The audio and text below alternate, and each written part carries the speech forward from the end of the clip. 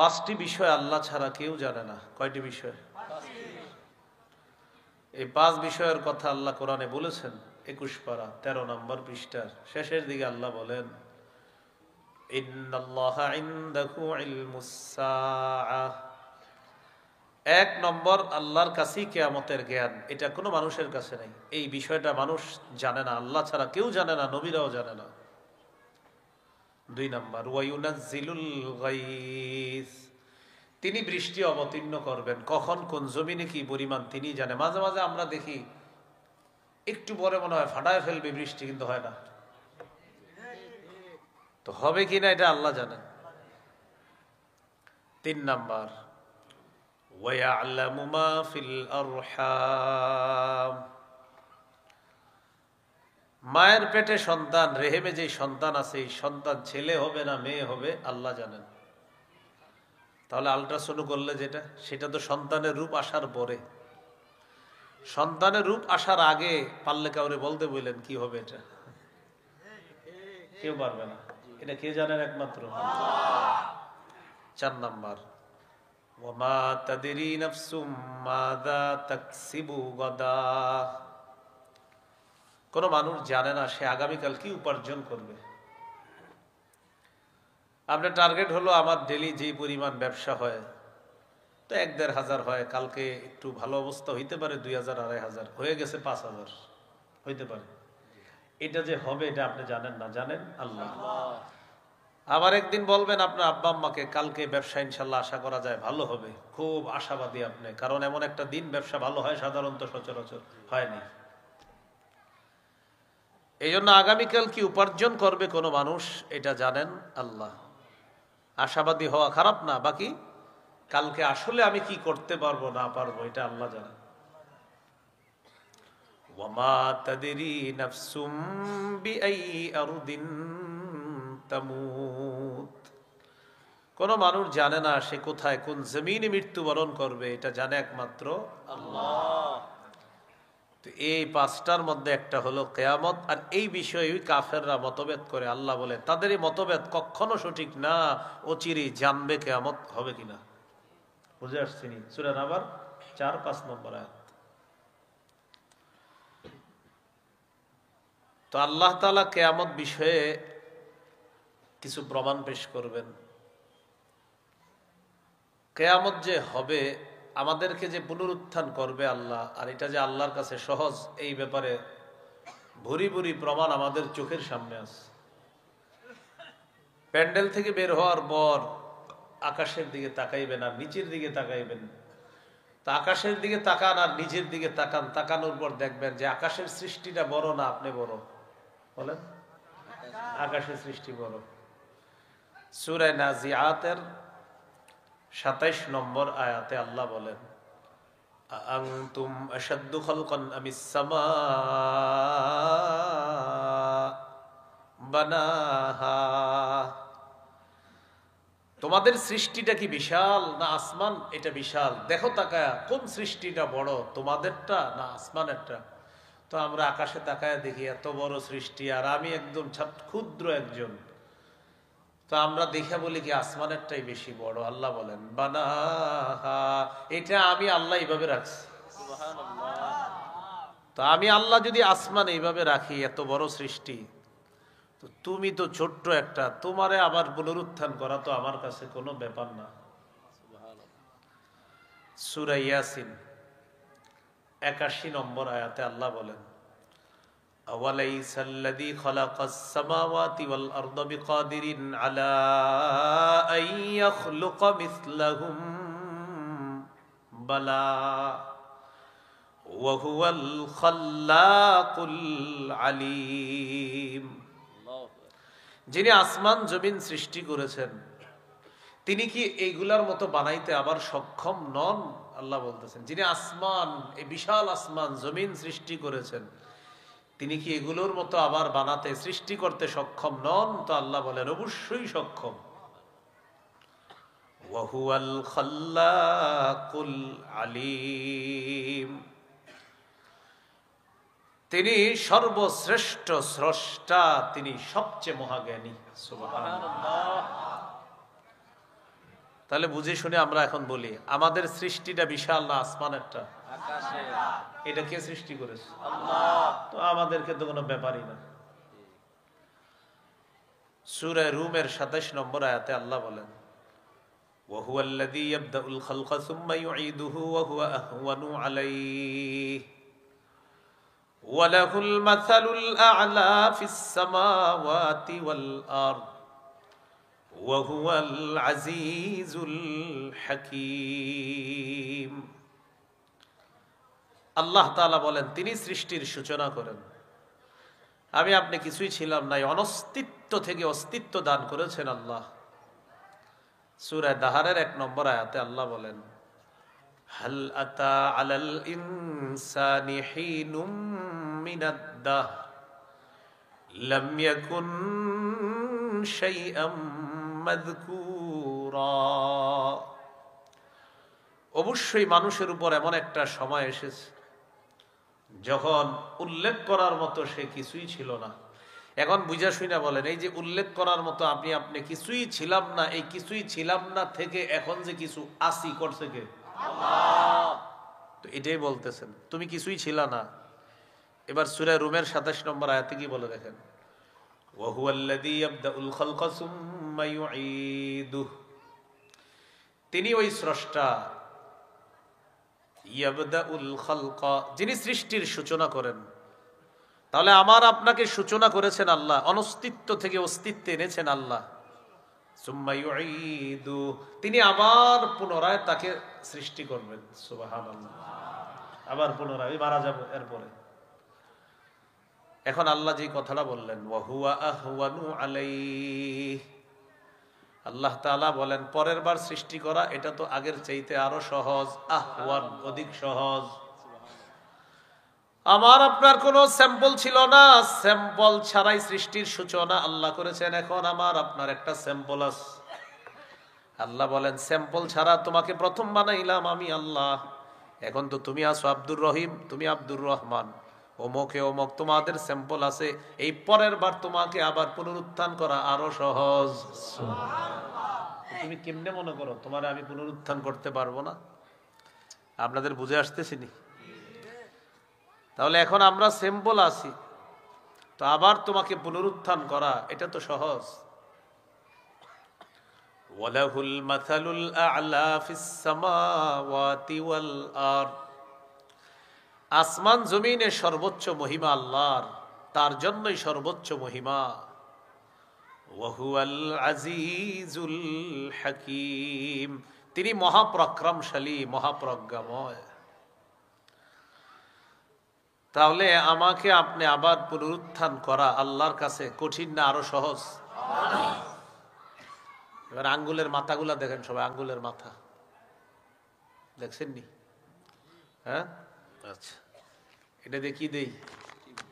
টিপ দেই। আচ্ছা, এখানে আমরা যারা আছি সবাই মনে করেন চেহারা একরকম, সবার কথার কথা ধরে নেন একরকম চেহারা, দেখতে একরকম, লম্বা একরকম, শরীর একরকম, আঙ্গুলের ছাপ মিলবে?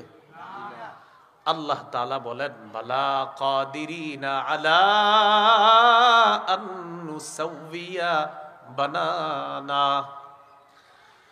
দুনিয়ার মধ্যে যার আঙ্গুল আমি যাকে দিয়েছিলাম কিয়ামতের ময়দানে ওই সাপওয়ালা আঙ্গুলের মাথাটা অবিকল ওই মানুষটাকে আমি আল্লাহ আবার দিতে সক্ষম। সুবহানাল্লাহ। সাপ মিলে না তোমাদের কারোটা? অবাক হয়ে গেছে, এটা আল্লাহ কেন বললেন? আমাদের ইয়াকিন, আমাদের বিশ্বাস পাকাপুক্ত করার জন্য যে মানুষ তোমার যে মাথার সাপগুলা সারা দুনিয়া এক করলেও তো তোমরা এই সাপ মিলাইতে পারবা না। ওই সাপওয়ালা আব্দুর রহমান যে, সাপওয়ালা আব্দুর রহিম যে, ওরে ওর আঙ্গুলের মাথাওয়ালা, ওই মাথাওয়ালা আঙ্গুলটা ওকেই দান করো। এটা আমি আল্লাহ, এত মারাত্মক একটা জিনিস যেটা পৃথিবীর কেউ পারে না নকল করতে, এটাও আমি আল্লাহ যখন তোমাকে দিব তো তোমার বডি তো আমার কাছে ব্যাপার না। আরে বুঝে আসতেছিনি? তা আল্লাহ তাআলা বলেন 1 থেকে 3 নম্বর আয়াত সূরা নাবার যে কিয়ামত এই বিষয়ে কাফেররা মতভেদ করে। 4-5 নম্বর আয়াতে ঝগড়া, আল্লাহ তাআলা ধমক দিছে যারা ঝগড়া করে অবশ্যই জানবা কিয়ামত হবে কিনা, পুনরুত্থান হবে কিনা জানবা। এবার 6 নম্বর আয়াত থেকে আল্লাহ কিছু প্রমাণ পেশ করতেছে, মন দিয়ে শোনেন প্রমাণগুলা। আল্লাহ তাআলা বলেন, আলাম নাজআলিল আরদা মিহাদা, আমি কি জমিনকে বিছানা বানাইনি? সুবহানাল্লাহ, জমিনকে কি বানাইছে? সূরা বাকারার 21-22 নম্বর আয়াতে আল্লাহ বলেন, ইয়া আইয়ুহান নাসু তাকু রাব্বাকুমুল্লাযী খালাকাকুম ওয়াল্লাযীনা মিন ক্বাবলিকুম লাআল্লাকুম তাত্তাকুন الذي جعل لكم الأرض فراشا والسماء بناء। কি বলে দেখেন, হে মানুষ তোমরা তোমাদের রবকে ভয় করো, হে মানুষ তোমরা তোমাদের রবের ইবাদত করো। ইয়া আইয়ুহান নাসু উবুদু রাব্বাকুমুল্লাযী খালাকাকুম, হে মানুষ তোমরা তোমাদের রবের ইবাদত করো, যিনি তোমাদেরকে এবং তোমাদের পূর্বে যারা অতিবাহিত হয়েছে তাদেরকে সৃষ্টি করেছেন। তো আল্লাহ বলেন কেন এটা করবা? লাআল্লাকুম তাত্তাকুন, যাতে তোমরা মুত্তাকি হতে পারো। তাহলে কি বললেন?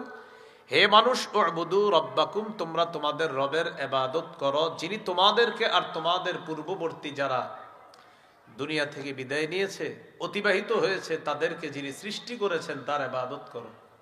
কেন? যাতে তোমরা মুত্তাকি হও। এখন ওই রবকে আল্লাহ বলেন, আল্লাযী জাআলা লাকুমুল আরদা ফিরাশা, যিনি তোমাদের জন্য এই গোটা জমিনটাকে বিছানা বানিয়েছেন। সুবহানাল্লাহ। ওয়াস সামাআ বিনাআ, আসমানটা ছাদ বানাইছে। সুবহানাল্লাহ। এখন একটু বুঝেন, এই যে জমিনটা কি বানাইছে? একটা শিশুকে আমরা আদর করে যত্ন করে যেইভাবে ওরে বিছানায় রাখি, ঠিক আল্লাহ আমাদেরকে তেমন মায়া করে এই জমিনটা বিছানা বানাই দিচ্ছে। এইটারও একটা প্রমাণ আছে, এটা যে মায়া করে আল্লাহ আমাদেরকে রাখছে। এখানে সূরাতুজ যুখরুফ 10 নম্বর আয়াত 25 নম্বর পারা 8 নম্বর পৃষ্ঠা আল্লাহ বলেন, আল্লাযী জাআলা লাকুমুল আরদা মাহদা, আল্লাহ তাআলা তোমাদের জন্য জমিনকে দোলনা বানিয়েছে। দোলনা, দোলনায় কারে বসাই আমরা? তাহলে শিশুকে মায়া করি তাই বলি ওরে দোলনায় বসাও। আল্লাহ মায়া করে বলতেছেন আমি তোমাদের জন্য জমিনকে দোলনা বানাইছি। সুবহানাল্লাহ। ওয়াজআলা লাকুম ফিহা সুবুলাল লাআল্লাকুম তাহতাদুন, আর এই জমিনের মধ্যে অনেক রাস্তা দিয়েছি যেন তোমরা ওই রাস্তা দিয়ে হাঁটা চলা করে গন্তব্যে পৌঁছতে পারো। সুবহানাল্লাহ। সূরা মুলক 15 নম্বর আয়াতে আল্লাহ বলেন, হুয়াল্লাযী জাআলা লাকুমুল আরদা যালুলা,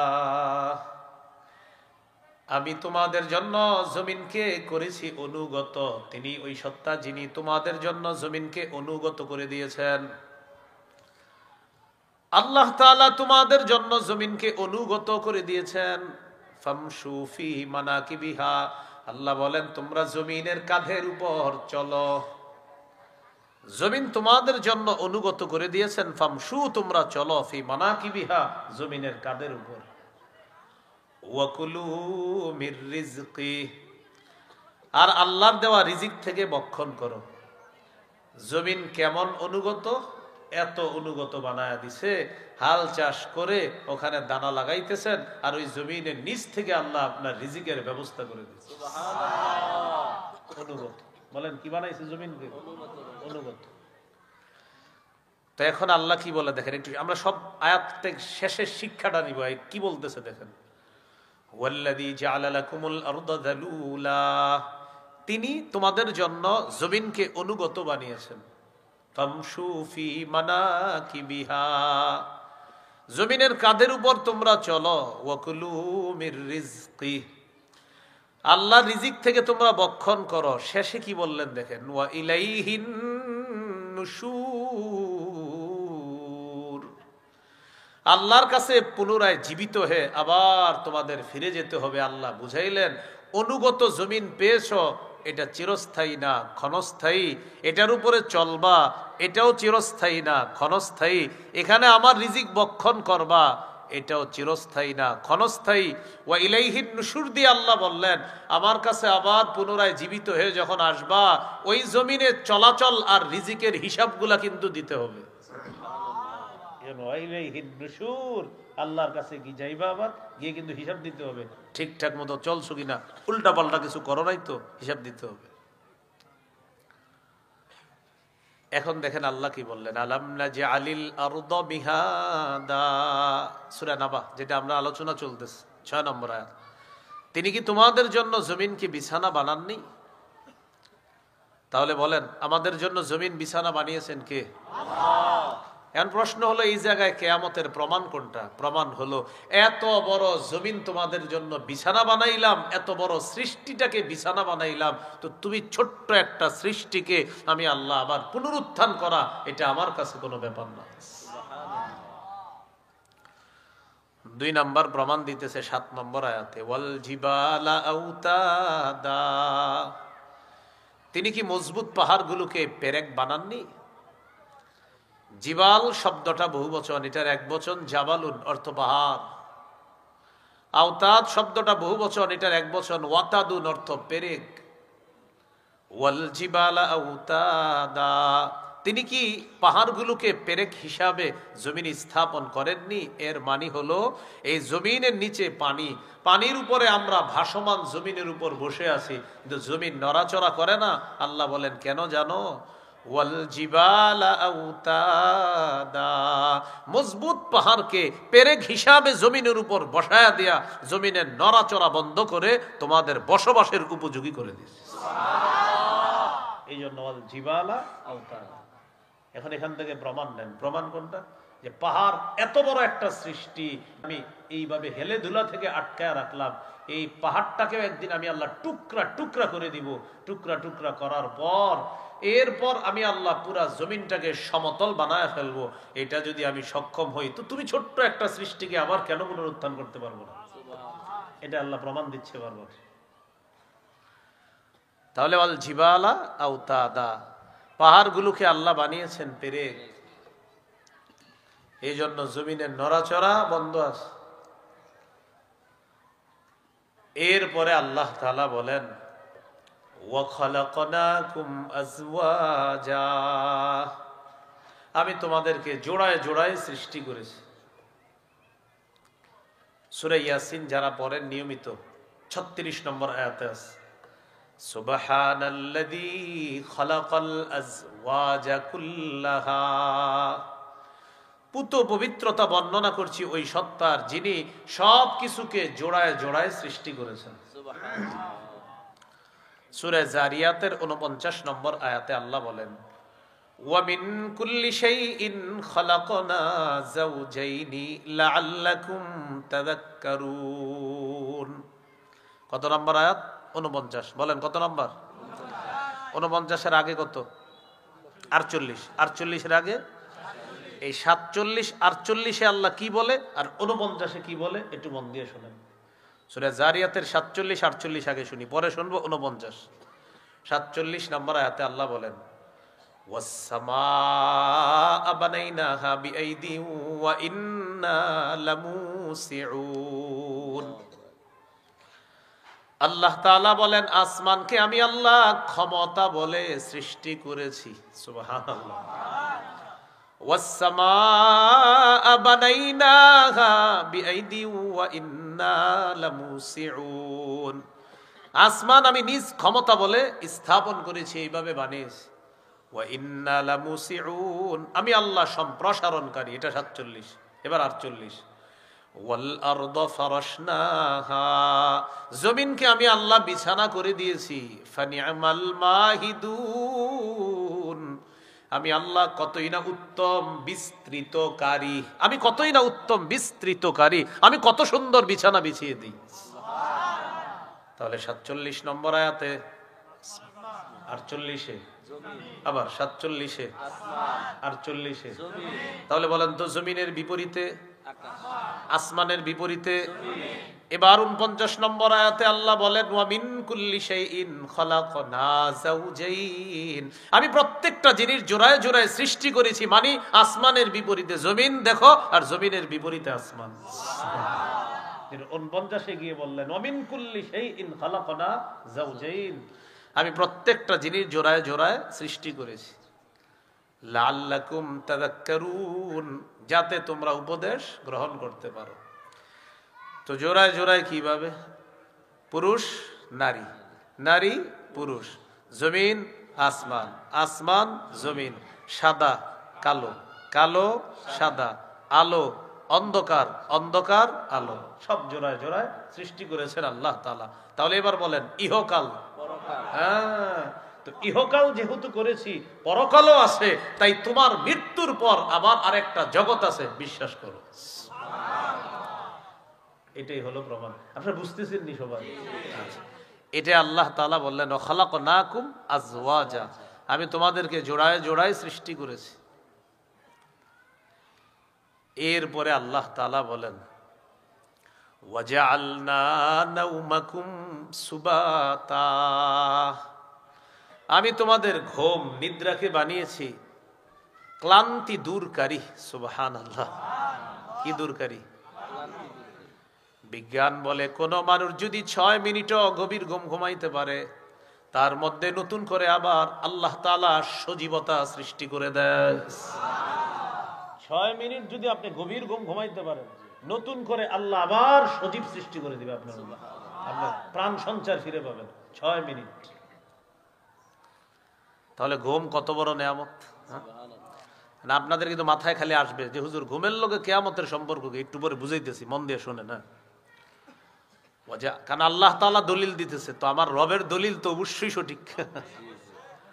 ওয়াজআলনা নাওমাকুম সুবাতা, আমি তোমাদের ঘুম করেছি ক্লান্তি দূরকারী। মানুষ সারাদিন কাজ করে, তা আল্লাহ তাআলা তাকে ঘুম পাড়ায়, এই ঘুমের মাধ্যমে তার ক্লান্তি আল্লাহ দূর করে দেয়। ঘুম আল্লাহ প্রদত্ত এক মহা ঔষধের নাম হলো ঘুম। সহিহ বুখারীর বর্ণনা 1975 নম্বর হাদিস, 1975। রাসূলুল্লাহ সাল্লাল্লাহু আলাইহি সাল্লামের কাছে এক সাহাবীর ব্যাপারে অভিযোগ গেছে। অভিযোগ, হুজুর এই সাহাবী রাতের বেলা ঘুমায় না, সারা রাত খালি তাহাজ্জুদ করে, বিবির হক আদায় করে না, দিনের বেলা তার বাড়িতে মেহমান আসে, মেহমানদের কোনো খোঁজ খবর রাখে না, কারণ কামাই রোজগারি করে না, মেহমানদের খাওয়াবে কিসে? নবীজি ডাকলেন, এদিকে আসো তুমি। ওই সাহাবীকে, ঘটনা কি? বিবির নাকি খোঁজ খবর নেও না, সারা রাত নাকি তাহাজ্জুদ পড়ো। জি। কামাই করো না, সারাদিন তুমি নফল নামাজ পড়তে থাকো, সারাদিন রোজা রাখো, আর রাতের বেলা তাহাজ্জুদ, দিনের বেলা রোজা রাখে, রাতের বেলা সারা রাত নামাজ পড়ে, আর কোনো কামাই করে না, কিচ্ছু করে না। নবীজি বললেন ঘুমাও কখন? তো ঘুমায়ও না। فقال رسول الله صلى الله عليه وسلم ان لجسدك عليك حقا, তোমার উপর তোমার শরীরের হক আছে। ওয়ালি আইনিকা আলাইকা হাক্কা, তোমার চোখের উপর তোমার হক আছে, তোমার চোখের জন্য তোমার উপর হক আছে। তাহলে শরীরের হক আছে, চোখের হক আছে। ওয়ালি যাওজিকা আলাইকা হাক্কা, তোমার উপর তোমার বিবির হক আছে। ওয়ালি যাওরিকা আলাইকা হাক্কা, তোমার মেহমানের উপর, মেহমানের জন্য তোমার হক আছে। তাহলে তোমার শরীরের জন্য তোমার হক আছে, তোমার চোখের জন্য তোমার উপর হক আছে, তোমার স্ত্রীর জন্য তোমার উপর হক আছে, তোমার মেহমানের জন্য তোমার উপর হক আছে, তোমার চোখের জন্য তোমার উপর হক আছে। দ্বারা তুমি ঘুমাইতে হবে, চোখকে বিশ্রাম দিতে হবে। এই ঘুম, এটা আল্লাহ প্রদত্ত এক মহা ঔষধের নাম হলো ঘুমানো। কি করা? ঘুমানো। তো এই জন্য আমি এগুলার খুব বিরোধিতা করি, যে সকাল 8টা থেকে ওয়াজ শুরু করা, হ্যাঁ 8টায়, এরপরে আবার করবেন 9টায়, আবার 10টায়, আবার 11টা। আমার তো এগুলা এখন কেউ বলে না, বললে মনে করেন ইচ্ছা মতো কিছু কোরআন হাদিস দিয়া প্রমাণ দিয়ে বলে দিই, না আপনি কোন আপনার কথা মানবো না শরীয়ত মানবো। একটু 10টায় আসা যায় না, একটু জোরের আগে আসা যায় না, একটু জোরের পরে আসা যায় না, একটু 2টায় আসা যায় না, একটু 3টায় আসা, কেন এত কিছু কেন করতে হবে? দিনের নামে বদ্দিন কেন করতে হবে বলেন? আপনার শরীরের হক কোথায়? আপনার চোখের হক কোথায়? আপনার স্ত্রীর হক কোথায়? এটা আপনার দুনিয়ার সব দায়িত্ব আল্লাহ তাআলা দিয়ে পাঠান নাই তো? যথেষ্ট ওলামায়ে কেরাম এখন আমাদের দেশেও আছে। কেন আপনার অমুক দূর থেকে একজনকে আনতে হবে?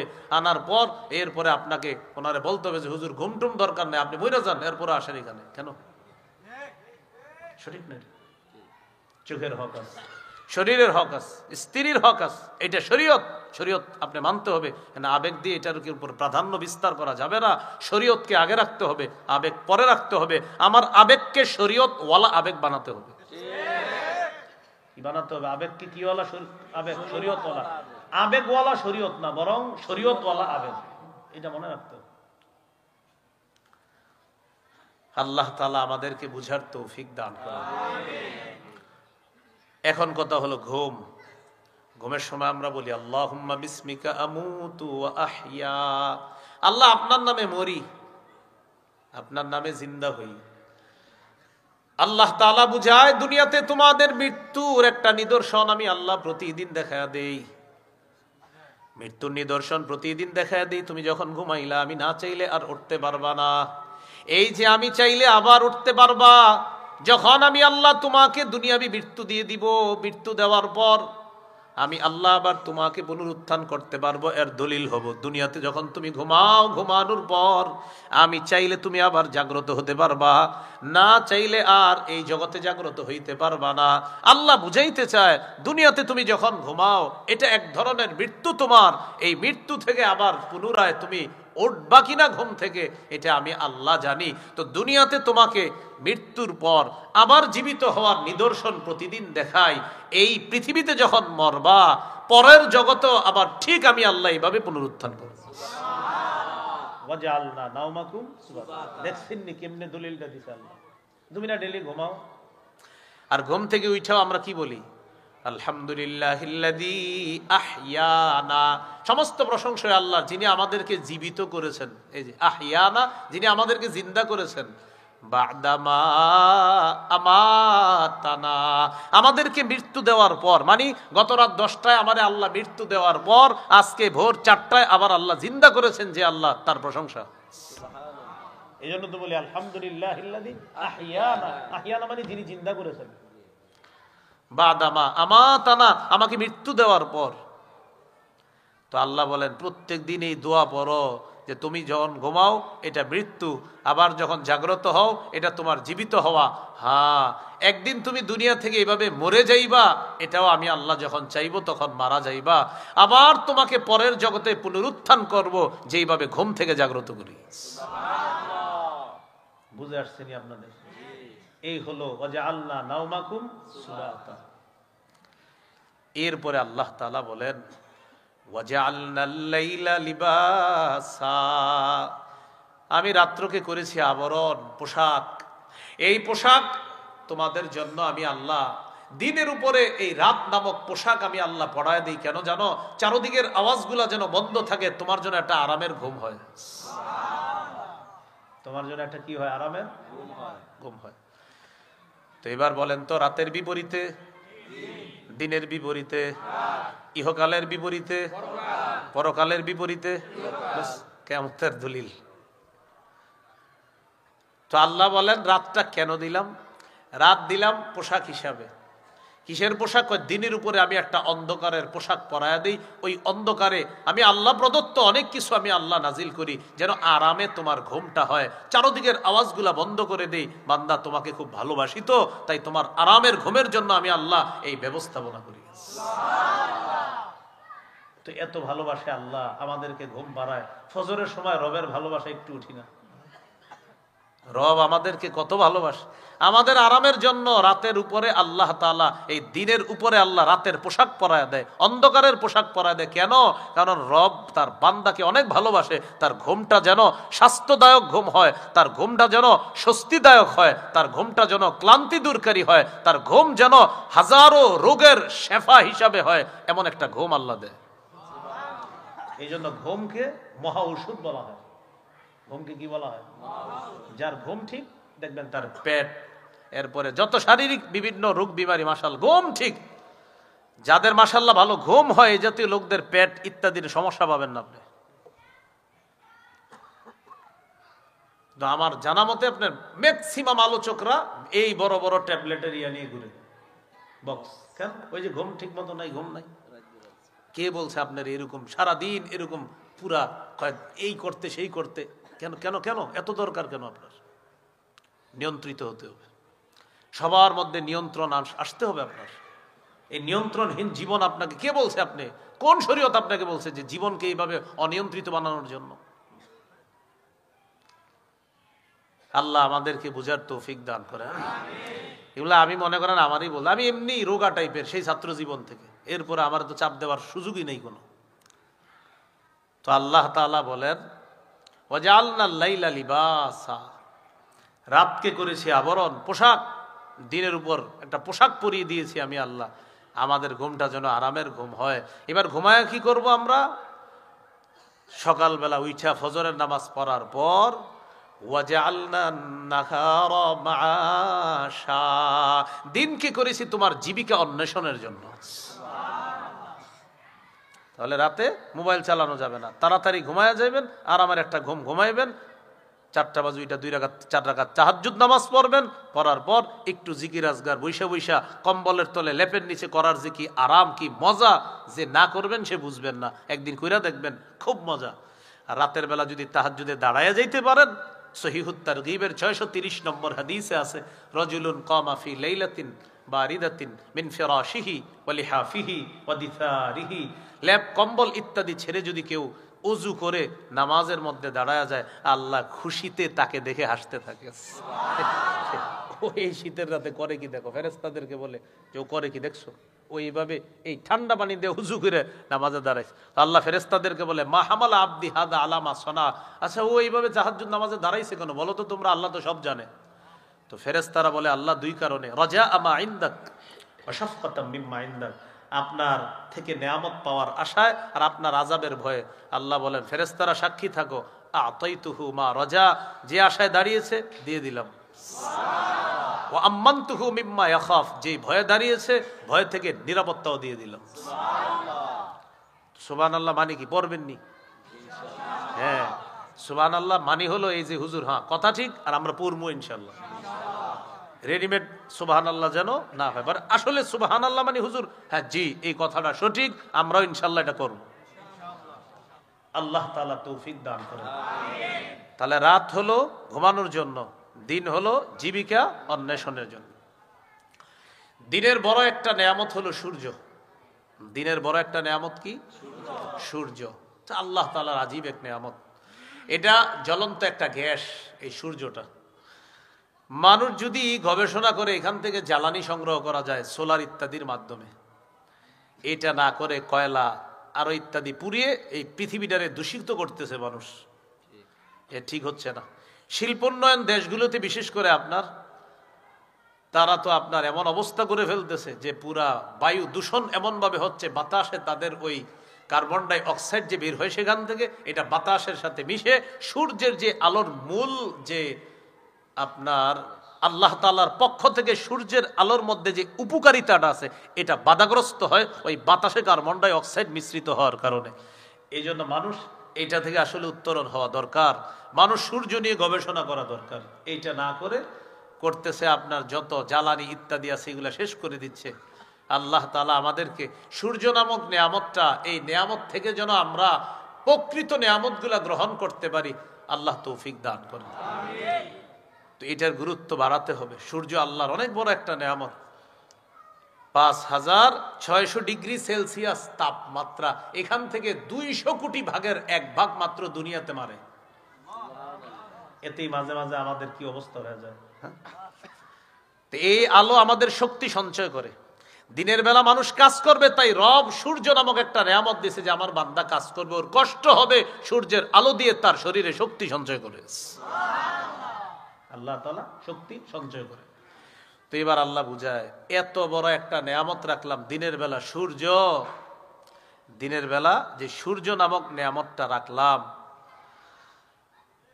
এই সূর্য নামক নেয়ামতটা এত বড় ভারী, পৃথিবী থেকে প্রায় 3 লক্ষ গুণেরও আরো বেশি পরিমাণ ওজনওয়ালা একটা সূর্য, 3 লক্ষেরও বেশি ওজনওয়ালা একটা সূর্য আমি আল্লাহ স্থাপন করলাম, যা তুমি এইভাবে দেখতে পাও। তো এত বড় সৃষ্টিটা তোমার এইভাবে দেখাই, তোমারে পুনরুত্থান করা আমার কাছে কেন ব্যাপার বলো? তো দিনের বেলা আমরা কাজ করলে কষ্ট হয়, আমাদেরকে শক্তি সঞ্চয় করার জন্য আল্লাহ কি দিয়েছেন? আসমানে সূর্য দিয়েছেন। তো ওয়াজআলনান নাহারা মাআশা, এরপর আল্লাহ বলেন ওয়া বানাইনা ফাওকাকুম সাবআন শিদাদা, তোমাদের উপরে ছাদ হিসাবে 7 আসমান, মজবুত মজবুত 7টা আসমান আমি আল্লাহ স্থাপন করেছি। কয়টা আসমান?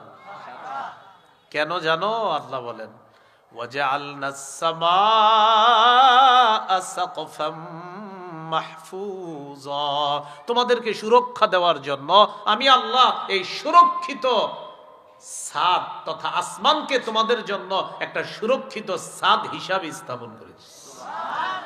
তোমাদেরকে সুরক্ষা দেওয়ার জন্য একটা সুরক্ষিত ছাদ আমি আল্লাহ স্থাপন করেছি।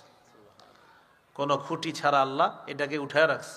সূরা রুমের 25 নম্বর আয়াতে আল্লাহ বলেন ওয়ামিন আয়াতিহি আন তাকুমাস সামাউ ওয়াল আরদু বিআমরি, আল্লাহ বলেন আসমান এবং জমিন এইভাবে যে আছে, আসমানটা এইভাবে আছে, জমিনটা এইভাবে আছে, এটা আল্লাহর নিদর্শনাবলীর মধ্যে অন্যতম নিদর্শন। এটা কিভাবে আছে জানো? আমি আল্লাহর হুকুমে, খুঁটি ছাড়া আসমান দাঁড়িয়ে আছে, আমি আল্লাহর হুকুমে ওই পাহাড়ের মাধ্যমে এই ভাসমান পানির উপরে এই জমিনটা স্থির হয়ে আছে। তাহলে বলেন তো, খুঁটি ছাড়া আসমান এটা আল্লাহর কি নিদর্শন? এভাবে রাখছে কে?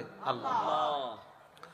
তো বানাইনা ফাওকাকুম সাবআন শিদাদা, এরপরে আল্লাহ বলেন ওয়াজআলনা সিরাজাও ওয়াখাজা, আর এই আসমানের মধ্যে আমি কিরণময় প্রদীপ স্থাপন করেছি। ওই সূর্যের কথা আবার বলতেছে, কিরণময় প্রদীপ আমি আল্লাহ স্থাপন করে দিয়েছি এই আসমানের মধ্যে। এরপরে আল্লাহ বলেন وأنزلنا من المعصرات ماء ثجاجا, আমি পানি ভর্তি মেঘমালা থেকে, আমি পানি ভর্তি মেঘমালা থেকে প্রচুর পানি, বাড়ি, বৃষ্টি দুনিয়াতে বর্ষণ করি। আমি পানি ভর্তি মেঘমালা থেকে প্রচুর পানি, প্রচুর বাড়ি, প্রচুর বৃষ্টি আমি আল্লাহ দুনিয়াতে নাজিল করি। কেন? লিনুখরিজা বিহি হাব্বাও ওয়া নাবাতা, যেন এটার মাধ্যমে উদ্ভিদ এবং শস্য আমি আল্লাহ বের করতে পারি। এখন আল্লাহ বুঝায়, পানি দিলাম আমি আল্লাহ, চাষাবাদ করলা, করার পর তুমি একটা ছোট্ট দানা লাগাইলা, দানা লাগানোর পর একটা দানা, এই এক দানা থেকে 7টা শীষ, 7 শীষ উৎপন্ন করার পর এক দানা থেকে গাছ উঠাইলাম, এখান থেকে 7টা শীষ বের করলাম, এক একটার মধ্যে 100 করে দানা আমি আল্লাহ দিয়ে দিলাম। লাগাইছি কয়টা?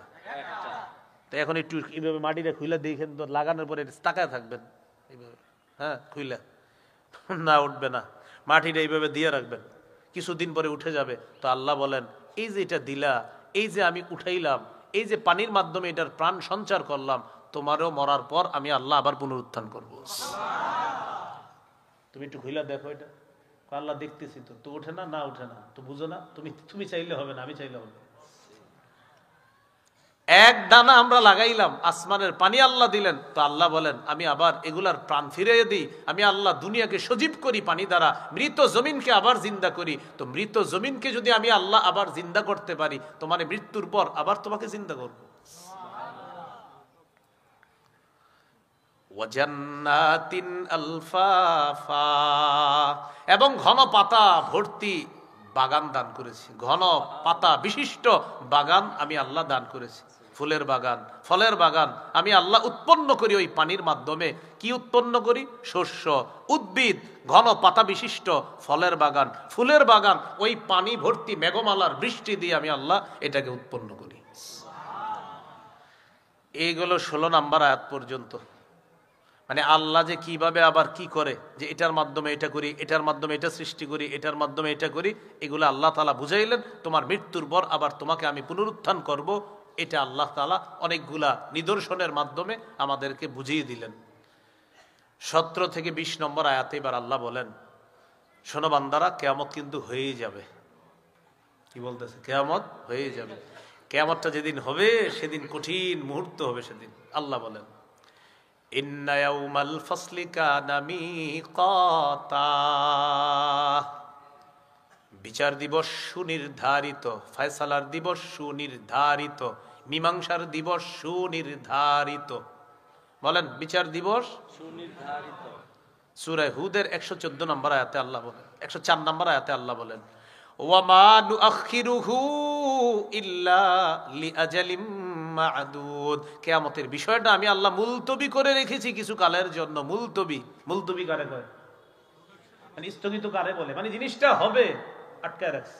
এর মানে কিয়ামতের বিষয়টা আল্লাহ বুঝাইতে চায়, শোনো হয়ে গেল কিন্তু শুধু আটকায় রাখছি, হুকুম করব ঘটে যাবে। মুলতবি করে রাখছি, স্থগিত করে রাখছে। তো স্থগিত কারে কয়? মানে একটা জিনিস হওয়ার স্থগিত করছে আল্লাহ। তো আল্লাহ বলেন, স্থগিত মানে এটা রেডি, খালি হুকুম করব হয়ে যাবে। ওয়ামা নুআখিরুহু ইল্লা লিআজালিম মা'দুদ। তো আল্লাহ বলেন, ইয়াউমা ইয়াতি লা তাকাল্লামু নাফসুন ইল্লা বিইজনি, কেউ সেদিন আল্লাহর হুকুম ছাড়া কথা বলবে না। ফামিনহুম শাকিয়্যু ওয়া সাঈদ। আল্লাহ তাআলা বলেন, ওই বিচারের দিবসে, মীমাংসার দিবসে, সেদিন মীমাংসা হওয়ার পর দুইটা দল হবে। মানুষের মধ্যে একটা দল হবে হতভাগা, আর একটা দল হবে সৌভাগ্যবান। ফাআম্মাল্লাযীনা শাকু ফাফিন্নার, যারা হতভাগা তাদের ঠিকানা জাহান্নাম। ওয়াম্মাল্লাযীনা সুইদু ফাফিল জান্নাহ, আর যারা সৌভাগ্যবান তারা চিরস্থায়ী জান্নাতের মেহমান। যারা হতভাগা ফিন্নার, তারা জাহান্নামে থাকবে, যারা সৌভাগ্যবান তারা জান্নাতে থাকবে। তাহলে আসেন কি বলতেছে দেখেন, ইন্না ইয়াউমাল ফাসলি কানা মিকাতা, বিচারের দিবসটা সুনির্ধারিত। এবার বিভীষিকাটা কি হবে দেখেন, ইয়াউমা ইউনফাখু ফিস-সূর ফাতাতুনা আফওয়াজা, সেদিন সিংহায় ফু দেওয়া হবে, তোমরা দলে দলে উপস্থিত হবা। সিংহায় ফু দেওয়া হবে, তোমরা দলে দলে উপস্থিত হবা। ওয়া ফুতিহাতিস সামাউ ফাকানাত আবওয়াবা, আসমান খুলে দেওয়া হবে। আসমান খুলে দেওয়ার পর অনেকগুলা দরজা বিশিষ্ট হবে আসমান, ওই দরজা দিয়ে ফেরেশতাদেরকে নামিয়ে আনা হবে। আসমান খুলে দেওয়া হবে, আর ওই খোলা আসমান অনেকগুলা দরজা হবে, এটা দিয়ে কাদেরকে নামিয়ে আনা হবে? সূরা ফুরকানে আছে, আরো সুন্দর করে আছে, ইয়াউমা তাশাক্কাকুস সামাউ বিল গামাম ওয়া নুজিলাল মালাইকাতু তানজিলা। সেদিন আসমান ফেটে যাবে আল্লাহর তাজাল্লি সহ, ওয়া নুজিলাল মালাইকাতু তানজিলা, ফেরেশতাদেরকে নামিয়ে আনা হবে, ওই ফাটা দিয়ে নামিয়ে আনা হবে। তাহলে আসমান ওয়ালারা নেমে গেল, বাস আসমানে কেউ নাই, ধ্বংস আসমান। রয়ে গেল জমিনের উপরের পাহাড়গুলা। ওয়াসুইরাতিল জিবাল ফাকানাত সারাবা, পাহাড়গুলাকে হাকিয়ে নেওয়া হবে, আর পাহাড়গুলা চূর্ণ বিচূর্ণ হয়ে ফাকানাত সারাবা, মরিচিকার মতো হয়ে যাবে এই মজবুত পাহাড়।